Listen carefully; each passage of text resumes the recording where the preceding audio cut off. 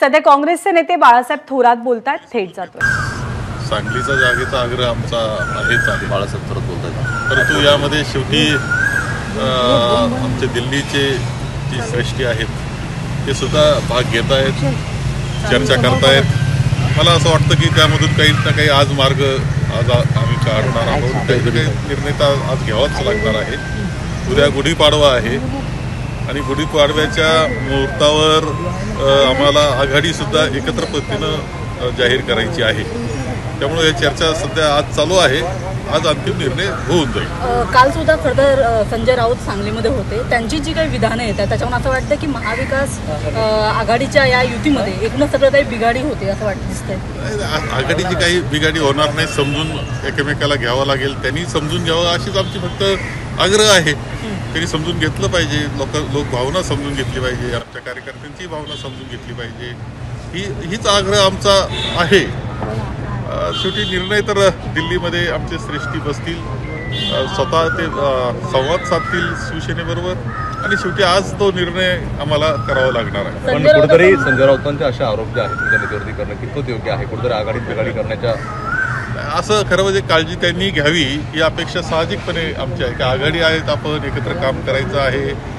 त्यामुळं आपल्या वक्तव्यानं आपले मित्र दुखावणार नाही याची काळजी त्यांनी नक्की घेतली पाहिजे. संजय राऊत असं म्हणतायत की चंद्रहार पाटील ज्यांना आम्ही उमेदवारी जाहीर केलेली आहे, थोड्या दिवसांनी महाविकास आघाडीमध्ये इतर पक्ष आहेत ते देखील त्यांना मान्य करतो. नाही, शेवटी आहे याच्यावर चर्चा सुरू आहे. आजच चर्चा सुरू आहे. आज दिल्लीतली आमची प्रमुख मंडळी याच्यावर चर्चा करून शेवटी मार्ग काढतो. तुम्ही ठाम आहात सांगली जागेवरती? आज आग्रही आहोत, ठाम आग्रही आहोत आज. तर तो आजच चर्चा करून निर्णय हा घ्यावा लागणार आहे. तो निर्णय आज होऊन जाईल. महाविकास आघाडीची पत्रकार परिषद आहे असं काही आहे घेणार आहोत. उद्या तर गुढीपाडवा आहे, शुभ मुहूर्त आहे आणि या शुभ मुहूर्तावर आपण जाहीर करावी असं आमच्या सर्वांची इच्छा आहे. विश्वजित कदम दिल्लीमध्ये जाऊन आले, आता ते तुमच्याबरोबर सुद्धा गाठीभेटी गेले. त्यांची जी नाराजी आहे, शेवटी प्रयत्न त्यांचे आहेतच आणि त्याला आधार सुद्धा आहे या प्रयत्नाला. आणि तेच आम्ही आमचे मित्र जे आहेत आता एकत्र आघाडीचे शिवसेना उद्धवजींना आम्ही ती आग्रह धरलेला आहे की हे निर्णय त्यांनी करून द्यावा. जसा सांगलीच्या बाबतीत आग्रह आहे तसा भिवंडी आहे, त्याच्यात मुंबईच्या जागेचा आग्रह आमचा आहे. तो अद्याप आता चालू आहे, सुरू आहे. मग आता तुमची बैठक झाल्यानंतर तुम्ही महाविकास आघाडी नेत्यांना भेटणार आहात? आज पाऊस शक्य झालं आता काय ठरतं बैठकीमध्ये, त्यानंतर आम्ही पुढचं पाऊल उचलणार आहोत. परंतु मैत्रीपूर्ण लढतीसाठी ठाम आहात का जर ठाकरेंनी जागा सोडली नाही? नाही, मैत्रीपूर्ण लढत ही काय गोष्ट नाही. समजा आम्हाला सांगली मिळाली, त्यांनी मैत्रीपूर्ण लढत करायची हे बी बरोबर दिसणार नाही. मैत्रीपूर्ण लढत हा काय विषय त्याचा तो नसतो, तो करू नये आघाडीमध्ये या मताचा मी आहे. परंतु ज्या पद्धतीने संजय राऊत हे तुमच्या नेत्यांवरती आरोप लावतात की ज्या सांगलीसाठी जे आग्रही भूमिका धरतात त्यांचं विमान गुजरातला जात आहे असं त्यांनी खरमरीत टीका केलेली आहे. त्या टीकेला काहीही अर्थ नाही. अशा प्रकारचं वक्तव्य करू नये हेच आम्ही आमच्या मित्र पक्षाला सुद्धा सांगतो की हे चुकीचे वक्तव्य आहे. परंतु सातत्याने कुठेतरी भाजपमध्ये काँग्रेसचे नेते जात आहेत, यावरतून टार्गेट केलं जातं तुम्हाला ठाकरेंकडनं? असं काही नाही, बिलकुल काही नाही. विश्वजित असेल नाही तर आमचे सगळे भक्कम आहेत. लोक तसं वातावरण निर्माण करण्याचा प्रयत्न करतात. त्याला आपली साथ नाही मिळाली पाहिजे याची काळजी त्यांनी घेतली पाहिजे. पण त्यांचं विमान हे काँग्रेसमध्ये राहील, गुजरातला जाण्याची खात्री आहे का तुम्हाला? ते काँग्रेसचे आहे, भक्कम आहे आणि कामं करत राहणार आहे. काही काळजी करण्याचं काही कारण नाही. त्यांना डिस्टर्ब करू नये उलटं मानसिक, असं माझं मत आहे. तर दुसरा एक प्रश्न असा आहे की प्रकाश आंबेडकर हे आघाडी महाविकास आघाडी सुद्धा आलेले नाही, मात्र आनंदराज आंबेडकर येण्यासाठी उत्सुक होते, मात्र काँग्रेसकडे त्यांना फार तेवढा प्रतिसाद मिळाला असं म्हणणं नाही. आता हे काही म्हणजे मला या बाबतीतली बारकाव्यांना माहिती नाही, त्यामुळं मी काही बोलू शकत नाही. सर, सुजय विखे पाटील म्हणतात की पारनेरची जनता जी आहे ती खूप त्रास सहन करते, त्यामुळे खरं तर तुमचे महाविकास आघाडीचे जे उमेदवार आहेत निलेश लंके यांच्या प्रवृत्तीचा विरोध जो आहे तो पारनेरची जनता करेल असं म्हणतात सुजय विखे.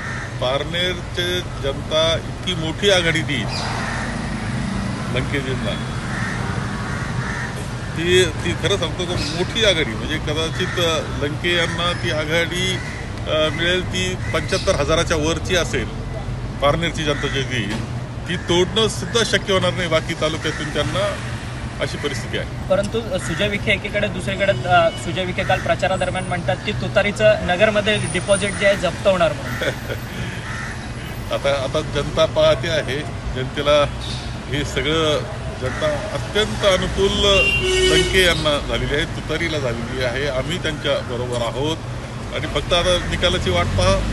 4 जून आहे, दूर नाही 4 जून. परंतु वंचितकडनं कुठेतरी आता नरेटिव्ह सेट करण्यात येतोय की ठाकरेंनी जे दिलेले आता उमेदवार जे आहेत ते फार कमजोर उमेदवार आहेत म्हणून असं त्यांच्याकडनं सांगण्यात येतं. कारण की ज्या पद्धतीने वैशाली दरेकर यांना जी कल्याण डोंबिवलीमधनं उमेदवारी देण्यात आली त्यावरतून प्रश्नचिन्ह निर्माण केलं. नाही, आता मी त्या 2 यांचा प्रश्न आहे, त्याचं उत्तर शिवसेनाच देऊ शकते, उद्धवजी देऊ शकतात. मी बोलणं योग्य नाही. परंतु महाविकास आघाडीमध्ये कुठेतरी काही पक्ष जे आहेत ते अप्रत्यक्षपणे भाजपला मदत करतात असा थेटच हल्ला बोलला. बिलकुल तसं नाही. उलट आता इतकी सहानुभूती आणि इतका साथ जनतेची आहे, जनता आमच्या बरोबर आहे आणि मोठा प्रचंड विजय हा आघाडीचा महाराष्ट्रात झालेला आपल्याला दिसेल. आकडा सुद्धा अत्यंत चांगला मोठा आकडा असेल. ही वस्तुस्थिती आज आहे.